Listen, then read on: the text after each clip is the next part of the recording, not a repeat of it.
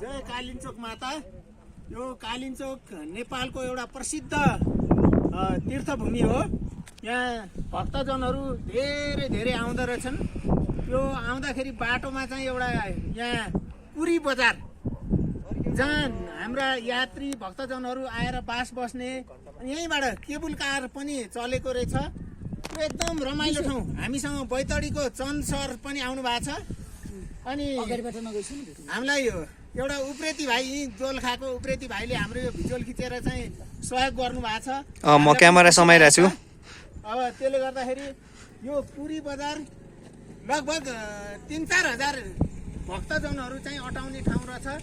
यहाँ चरीकोटदेखि यो पुरी बजारसम्मको यात्रा चाहिँ पैदल गऱ्यो भने बाटोमा लाली गुराँसहरू पनि मनक्य भेट्न सकिन्छ।